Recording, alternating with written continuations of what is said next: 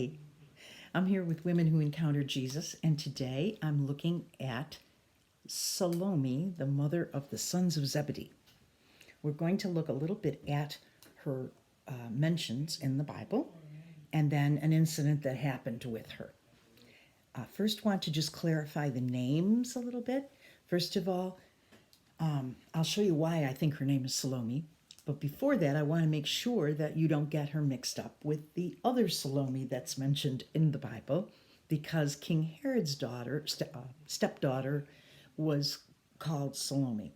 And she is the one, if you remember, who conspired with her mother. And Herod asked her after a dance, "I'll give you anything you want. What do you want?" And she said, "I want the head of John the Baptist on a platter." Her name was Salome. And so we don't want to get that Salome mixed up with this Salome. And I'll show you why I think her name is Salome. We're going to look at the first mentions of her in the gospel writing. Not the first mention, but some mention of her in the gospel writing, because she is definitely at the crucifixion. She's also at the tomb. As we read later, she goes with spices to the tomb. But here, she's mentioned at the cross. So if we look at Matthew says, many women were there watching from a distance. Now we remember, if we picture this, we know Mary, the mother of Jesus, was there with John because we remember Christ talking to them. And maybe she was a little closer to the actual cross. But here were some women watching from a distance. And they had followed Jesus from Galilee to care for his needs.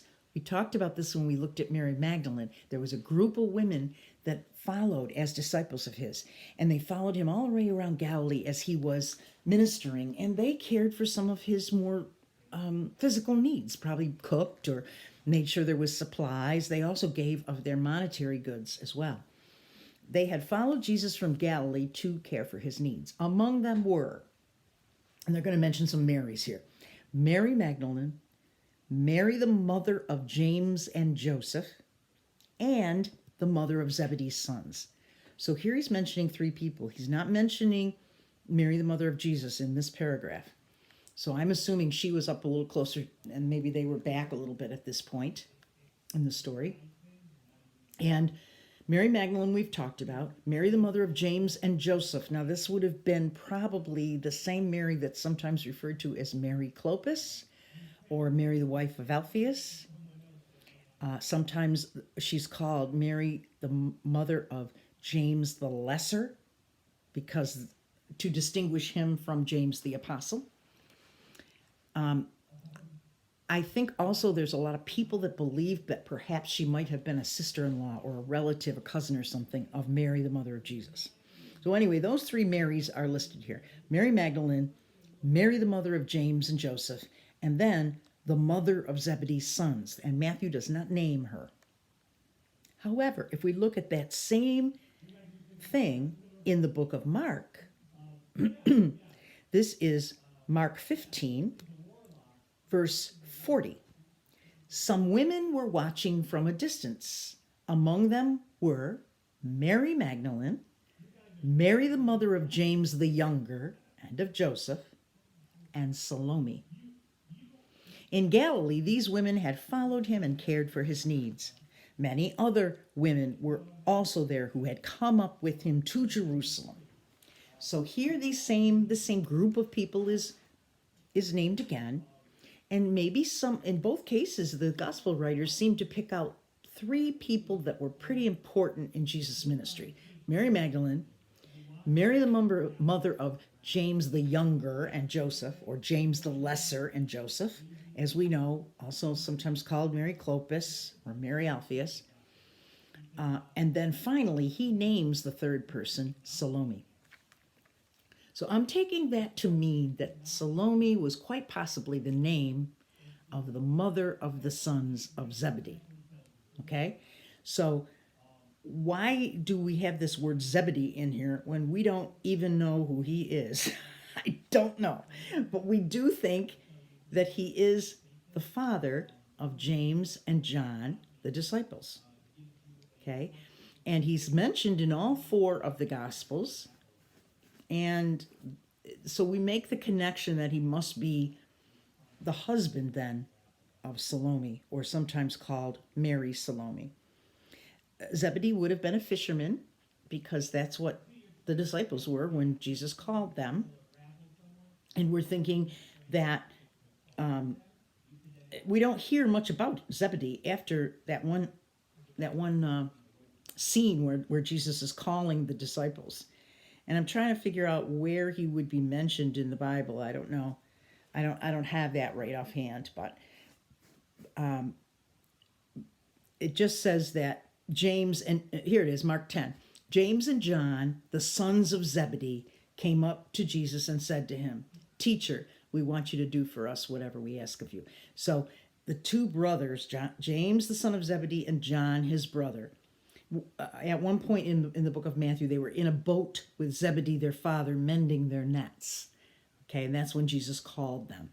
So Zebedee is just mentioned that one time, but later on we hear about the mother of Zebedee's sons, and we're going to call her Salome because that's what it seems like Mark is calling her. And she has an interchange with Jesus that is very interesting. And it takes place in the book of Matthew, in the 20th chapter.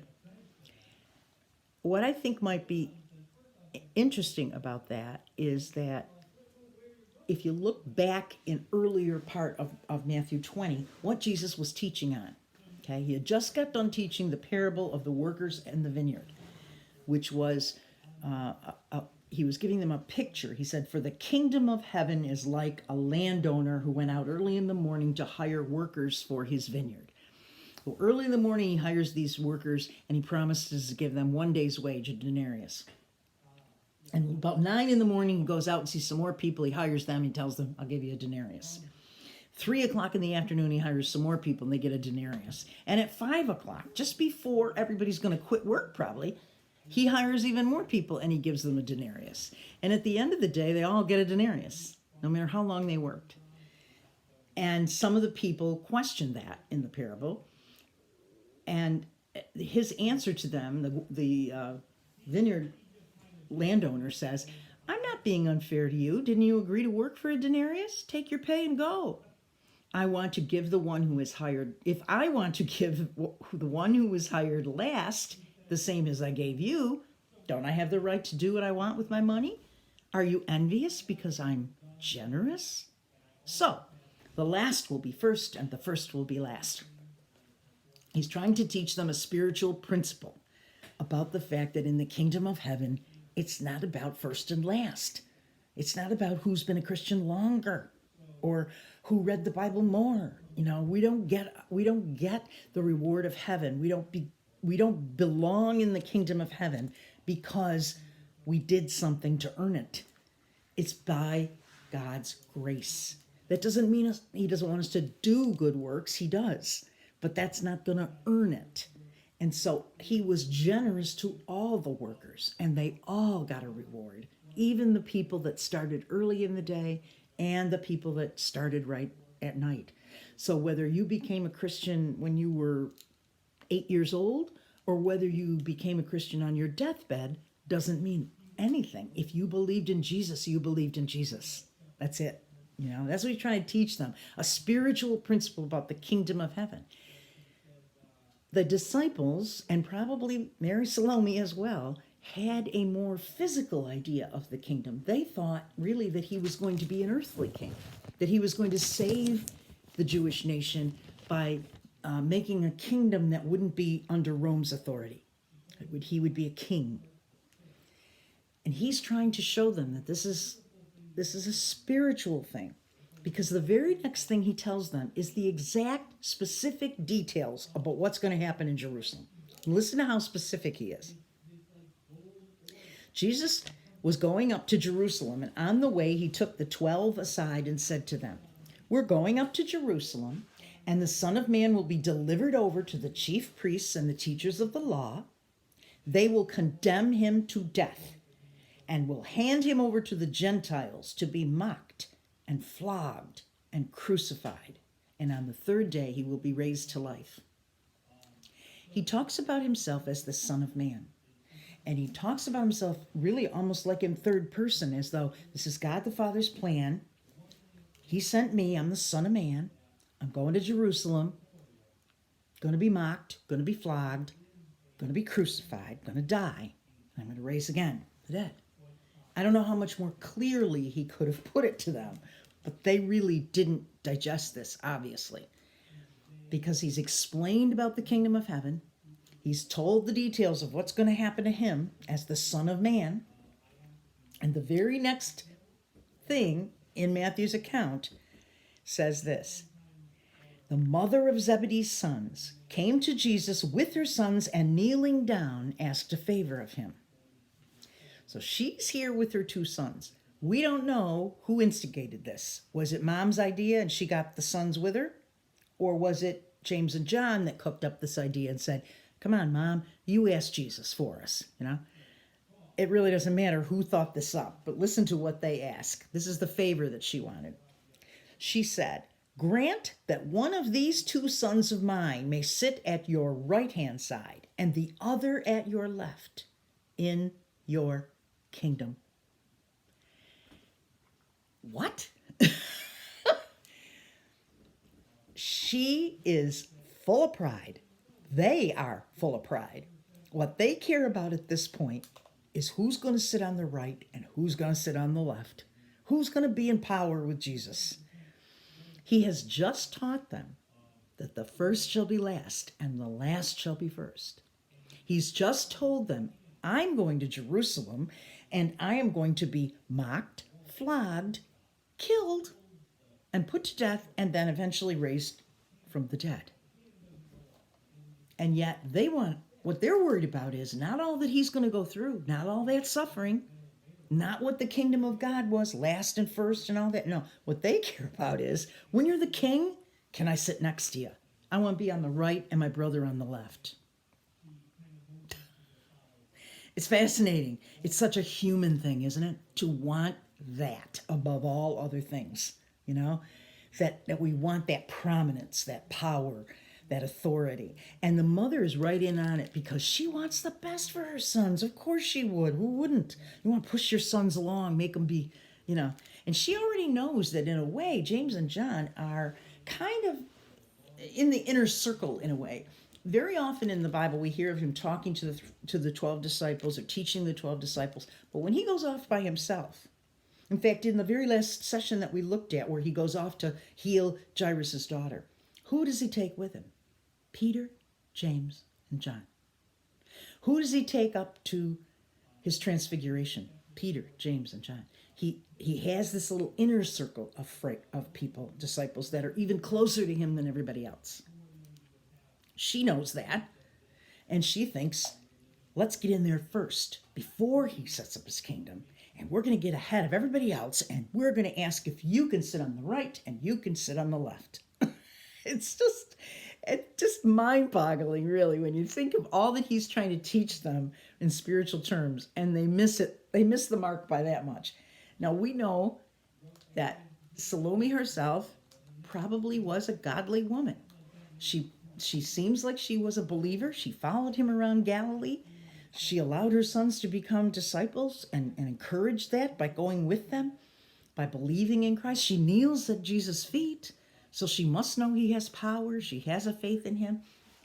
It isn't about being a bad person or a non-believer. It's about ignorance, really. Ignorance. She has a semblance of faith, but she doesn't have enough knowledge to really understand what's really going on. And so often I feel like this is the way my prayers have been. If I'm asking God for something so seriously, and I think he's listening and he's saying, she doesn't have a clue what's really going on here, Because listen to what Jesus answers this mother. And Jesus says, you don't know what you're asking. Can you drink the cup I'm going to drink? He just told them, I'm going to be mocked and flogged and killed. Can you do that? Can you suffer? I don't know.